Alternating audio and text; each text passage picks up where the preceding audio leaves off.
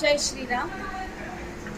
शेकडो वर्षांची परंपरा लाभलेलं परमपूज्य बाळकराम महाराज निर्मित हे जे श्रीराम मंदिर आहे याच्यामध्ये अनेक वर्ष राम जन्मोत्सवाचे विविध कार्यक्रम केले जातात।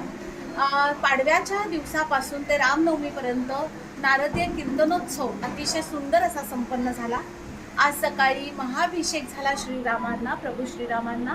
त्यानंतर नारदीय कीर्तन, जन्मोत्सवाचं आणि त्यानंतर दर्शन आणि संध्याकाळी फार मोठा पालखी सोहळा आयोजित केलेला आहे श्रीराम मंदिरामध्ये।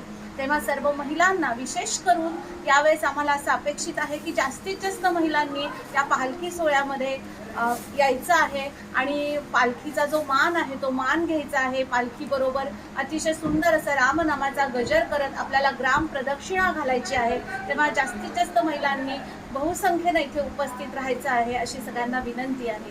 जय श्रीराम। आपलं जे राम मंदिर आहे याचं वैशिष्ट्य काय आहे? याचं वैशिष्ट्य असं सांगता येईल की बाळकराम महाराजांनी निर्मित केलेला हा मठ आहे।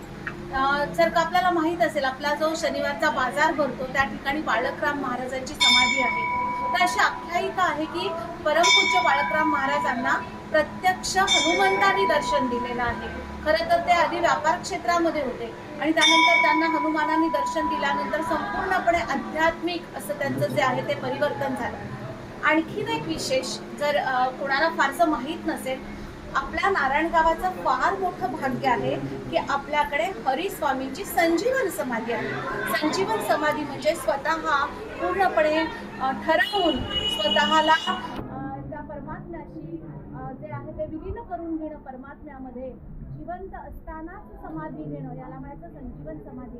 अशी हरिस्वामींची संजीवन समाधी नारायणगावला लागली आहे। आणि कोणाला फारसं माहीत नसेल पण परमपूज्य बाळकराम महाराजांनी जो चिरा बसवलाय, चिरा बसवणे म्हणजे काय, तर जेव्हा ती व्यक्ती समाधी घेते तेव्हा त्या समाधीचं जे दार आहे ते बंद करावं लागतं कायमस्वरूपी, त्याला म्हणतात चिरा बसवणे। तर ही जी चिरा आहे ती परमपूज्य बाळकराम महाराजांनी बसवलेली आहे। अशा प्रकारचा हा इतिहास। दिवसभरामध्ये किती भाविक साधारण या ठिकाणी येऊन दर्शन घेतात? जवळजवळ आपण हजारो म्हटलं तरी चालेल, हजारच्या वर तर सहजच भाविक येतात। कारण का तर संपूर्ण गावामध्ये एवढं एक श्रीराम मंदिर आहे आणि त्यामुळे सगळे जे गावातले लोक आहेत ते या दिवशी रामाच्या मंदिराला भेटी देतात। आपण रामनवमीचं एक उत्कृष्ट आयोजन करतो आणि या रामनवमीच्या समारंभामध्ये सकल हिंदू समाज नारायणगावचा सम्मिलित होतो। या निमित्ताने आपण गेली 5 वर्ष, हे 5वं वर्ष आहे, नारदीय कीर्तन रोज असतात। म्हणजे गुढीपाडव्यापासून जी कीर्तनाला सुरुवात होते ती रामनवमीपर्यंत असते। आजही आता जे सुरू आहे ते नारदीय कीर्तन आहे आणि रामनवमीच्या दिवशीच संध्याकाळी खूप भव्य प्रकारची मिरवणूक काढली जाते। त्याच्यामध्ये विश्व हिंदू परिषद, बजरंग दल, अनेक हिंदुत्ववादी संघटना या सामील असतात आणि ती भव्य मिरवणूक नारायणगावला ग्रामप्रदक्षिणा करते। आपल्या देवतेला, प्रभू रामचंद्रांना आपल्या गावाला ते दर्शन देतात, ही संकल्पना असते। आणि रात्री महाआरती होते आणि त्या दिवशीचा कार्यक्रम संपतो। तो कार्यक्रम झाल्यावर दुसऱ्या दिवशी पारण्याचा महाप्रसाद असतो, तो संध्याकाळी 7 वाजता राम मंदिराच्याच प्रांगणामध्ये होतो। आणि या सगळ्यामध्ये सगळेजण, माझ्याबरोबर कृष्णजी आहेत, भावकर आहेत, हे सगळी मंडळी, त्यांच्यावर अनेक कार्यकर्ते या सगळ्या कार्यक्रमात उत्कृष्ट मदत करतात। साधारण किती गर्दी असते या संपूर्ण कार्यक्रमासाठी किंवा दिवसभरात किती रामभक्त या ठिकाणी येऊन दर्शन घेत आहेत? रोजच्या कीर्तनांना साधारण 250-300 लोक उपस्थित असतात, रोजची रात्रीची कीर्तन। आजच्या कीर्तनाला किंवा आज दिवसभरामध्ये साधारण नारायणगावात 5 ते 6 हजार लोक दर्शन घेऊन जातात। हा दरवर्षीचा अनुभव आहे।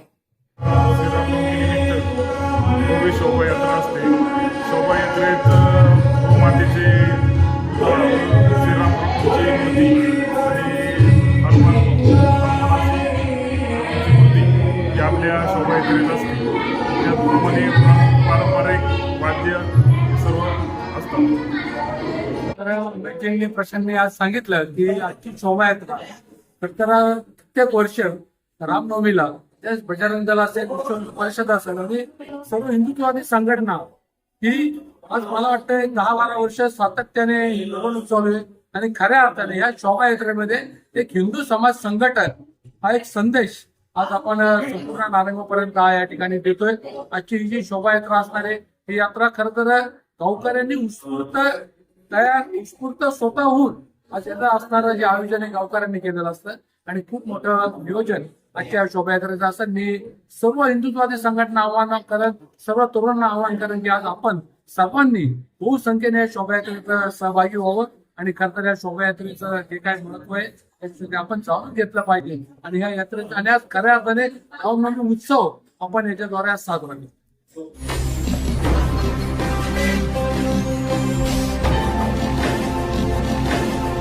ताज्या घडामोडी आणि नवनवीन माहिती मिळवण्यासाठी समाज दर्पण या YouTube चॅनलला सबस्क्राईब करा आणि बेल आयकॉनवर क्लिक करा.